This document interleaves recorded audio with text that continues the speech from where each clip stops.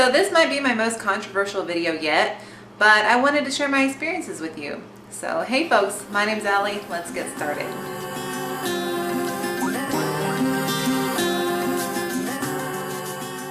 Okay, so just to prepare you, this video is talking about my experiences as both a fat girl and a skinny girl, and in no way do I mean to say that my experiences are universal to everybody out there. So I'm just sharing with you what I've experienced in my own life. So as you probably noticed, I created this channel to talk about weight loss and my experiences with weight loss and being fat and now being skinny. So that's what I'm going to talk about today. I used to weigh 320 pounds and I was morbidly obese at a BMI of 44.6. I was only a few points away from being superly morbidly obese. And I was overweight or obese for the majority of my life, which is why I think I'm kind of qualified to talk about my fat girl problems that I used to have. Now I weigh 150 and I'm at a BMI of 20.9 and I'm right in the middle of a healthy range, so I'm doing pretty good for myself, I think. So I've been in a healthy BMI range for about a year now, and so I can tell you my experiences from both sides of the weight spectrum. Okay, so most of my memorable life, since about 4 or 5 years old, I was fat or overweight or obese, in one of those categories. I was also very tall as a child, which didn't help anything. So I was always bigger in size, in weight and height, all throughout my life. And so throughout my life, I tried to lose weight because I didn't like the way that I felt. I didn't like the way that being overweight and feeling different made me feel. So I've always tried to lose weight and get rid of it throughout my entire life because being overweight was a source of unhappiness and several problems for me that I had to deal with throughout my life. And most of those problems stemmed from an emotional place, either from depression and insecurity. Okay, so here we go, my fat girl problems that I had. I felt helpless.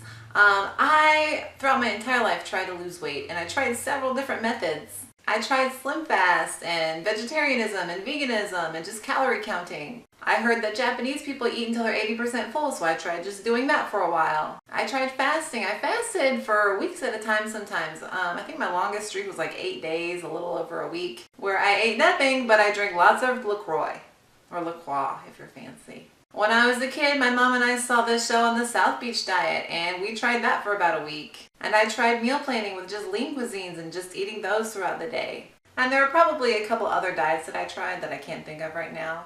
But the point is that I tried all of those and I failed at all of them. And so that left me with this feeling of helplessness, like I was a victim. I was unluckily chosen in the genetic lottery of life to just be a fat person all of my life. I mean, I'd watch these shows like The Biggest Loser on TV as a kid, and those people lost so much weight, and why couldn't I do it? Something must have been wrong with me. I must have been cursed, or maybe this is just the way that God wanted me to be or something. I don't know, but it made me feel like I couldn't change myself, and I was a victim and helpless. Okay, the second girl fat problem. I never had lots of friends growing up, which in turn made me even more shy. And I'm pretty sure it affected me into adulthood because right now I have a few friends that I talk to once in a while, but I'm not surrounded by a big group of friends. I'm sure I've had opportunities to meet people, but because I was so insecure even as an adult, and even now that I lost weight, I'm still shy on the inside, and so I'm afraid to go out and meet people. And I'm trying to push myself to do more, but that's just a fat girl problem that I've had all my life, and I think it's because I was just insecure about who I was, about my body. I just always figured that people wouldn't want to hang out with me because I was fat. Also too, towards the end of high school, I felt like I missed out on a lot of things. Like, I always wanted to try cheerleading and I never tried out for it, and I probably wouldn't have made the team because I was too heavy. I didn't date at all in high school or college, and I feel like I kind of missed out on that whole life experience. When I was a kid, I went to 4-H camp, but I felt like I couldn't enjoy myself because I was too heavy to enjoy myself doing all the physical activity. And even in college, I always thought it would be fun to join a sorority, or at least try. But again, I was too insecure, and I figured I probably wouldn't be chosen to join anyway. So at times I feel like being overweight has caused me to miss out on some things that I wish I would have been able to do, or I wish I would have been brave enough to do when I was younger. Another fat girl problem I had as a kid, shopping for clothes. In 6th grade, I was shopping at Lane Bryant while all the other girls were shopping at places like Limited too. So they were wearing these cute, fun little kid outfits while I was wearing adult woman outfits. And I remember I wore this It was almost like a turtleneck made out of like a thin material, but it had a cutout right here, so it almost looked like a collar sort of neckline, and kids made fun of me for it. But that's what they had at the adult store in Lane Bryant, were clothes like that were much more mature. So I always felt like I never looked physically, my body, or dressed the way that I wanted to match and blend in with all the other kids in school. Also, because I was buying fancy adult clothes, we had to spend more money on my clothes. I didn't enjoy plain old kid activities. I didn't like going to the beach in elementary school and middle school because I knew I looked different. I knew I was overweight and that I was unhealthy. And so I didn't like the way I looked in a bathing suit even at that young age. I was made fun of as a kid.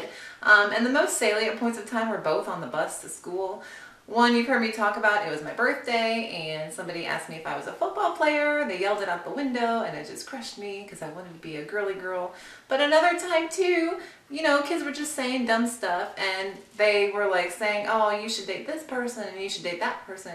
Well, they picked one of the prettier girls on the bus and they said, oh, Allie can be your husband. And again, that just crushed me because they were implying that I looked like a man, okay? And it just hurt me deep down in my soul. So definitely, big girl problems when you're a kid is getting made fun of, and it doesn't feel good. Another thing, I could see that I was physically behind my peers in athleticism. I mean, the gym beep test, oh, I was always last. Running the mile, I was last there too. So I felt left out in pretty much everything at school. Shopping, looking for wide calf boots as a teenager in high school is just depressing. Even when I lived alone and I was still eating a bad diet, I was spending a lot of money on food. I was buying this processed junk that would just fill up my freezer. And then it'd be in there, but then I'd be like, well, you know, I'm out. I don't want to go home and eat. So I'll just pick up something from fast food restaurants. And the food that was in my freezer wasn't filling. It was all breaded and fried. And, you know, even if I made some, I'd make the whole box. You know, if it was bagel bites, I'd make half the whole box just for myself. So I was buying crappier food that was probably more expensive. Because right now I live, for all 3 of my meals every single day of the week, I live $50 to $60. Now I did that on grad school mode when I was really broke and I was spending about $30 to $40. So I mean, that's what I like about keto, is I'm definitely saving money on food.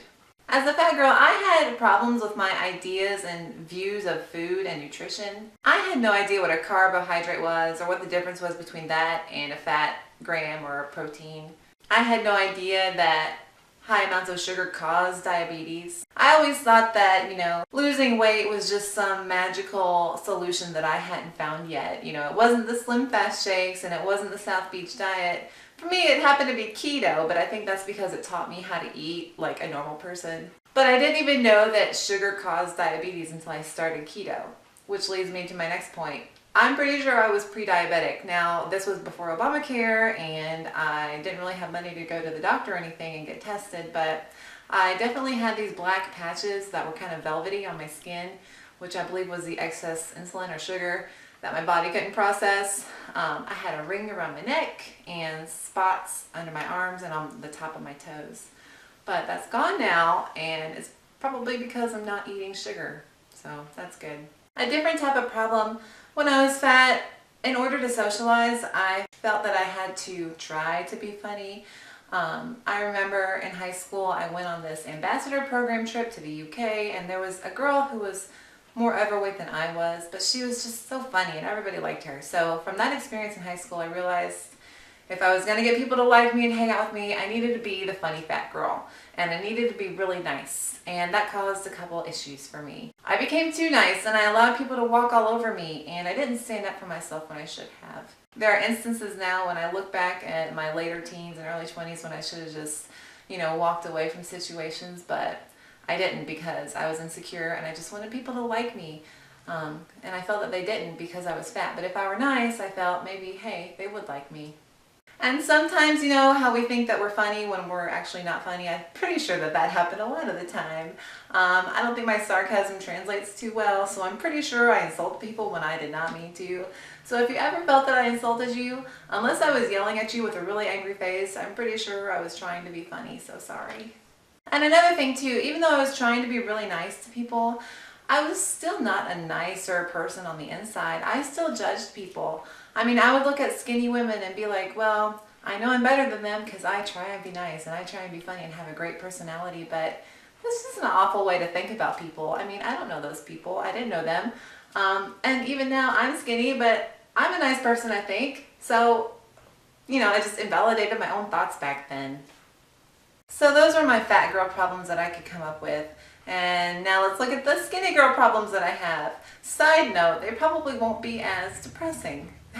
Okay, skinny girl problems, a little bit more lighthearted. People think I'm too skinny. I've even had family members be like, you should probably gain some weight. I'm sorry, my BMI is in a healthy weight range, so I'm okay, I'm happy. Also too, people say that I don't eat enough.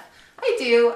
If I'm not hungry, I'm not going to eat. And if I am hungry, then I'll wait a bit until it's time for me to eat. I'm on an eating schedule, because if not, I don't know, I'll just eat all day. So I like to eat at certain points throughout the day. And then once I do eat, I'm not hungry anymore. So I'm just going to eat what I want to eat. Another skinny girl problem, and I should have included its opposite in the fat girl problem, but I'm always cold now. When I was fat, I was always hot, and now I'm always cold, even in the summertime when the AC's on and it's not even blowing directly on me. But yeah, I have to wear socks now and scarves because if I don't cover this area, I get really cold. And this next problem kind of stems from my past as a fat girl, but I'm still a quiet person and shy. And I've had people tell me now that I've lost the weight that they didn't approach me because they thought I was kind of uppity and snobby because I'm quiet. And I think that comes from being just, you know, a normal looking person who's not very outgoing. I feel like a lot of people are outgoing. I'm just not one of those people. And so I've had people tell me that they thought that I was going to be mean when they talked to me, even though I'm not used to being outgoing. I'm trying to work on that, but yeah, it's just something that I've noticed. Okay, a different kind of skinny girl problem. Whenever I sit on a hard-backed chair, my spine rubs against it. And I noticed this was a problem around the 200-pound mark when I could start feeling my spine in the back of my back. And so if I sit against a hard chair for too long, I'll get like a rash from where the bone was rubbing against the chair. Also, Friday nights and Saturday nights have had to change a little bit. Drinking affects me more now. 2 drinks and I'm feeling pretty good and I know I don't need any more. Which is a good thing because I'm saving money when I go out, but also too I have to pace myself a lot more and drink a lot more water. Okay, skinny girl problem. Sorry, I film in a real kitchen with a real fridge and it goes on and off, so. Okay, another skinny girl problem. I love cooking for other people. It's the way to show that I love them because as a kid, like people who love me gave me food. I guess it's just ingrained in me. So when I cook for other people who don't do keto, I try and make them non-keto foods like I did for Thanksgiving. So for Thanksgiving I made stuffing and mashed potatoes, but I couldn't taste them because that would not be keto friendly. So I just made it hoping for the best. They came out well, so they told me, but I don't know, sometimes I feel bad. I want to make people good food, I can't taste it when I make it. Sometimes too, I feel vulnerable physically. When I was heavier, I felt kind of like nobody could push me around because I'm tall and I was heavy. And so like walking through a crowd, you know, if somebody bumped into me, I really didn't move that much. But now, you know, if I'm just surrounded by a bunch of people that are around my height and they're built, I feel almost like, you know, oh God, I hope I don't start anything or say the wrong thing because I don't want to get in a fight with somebody because they will knock me out. Also too, that I've noticed, now that I can shop in most stores that I go into, it's kind of hard to remember what my size is across all the stores. When I was fat, I just mostly went to Target and Old Navy, and I knew that I got, you know, either an XL or a double XL, and I wore an 18 or a 20 or something.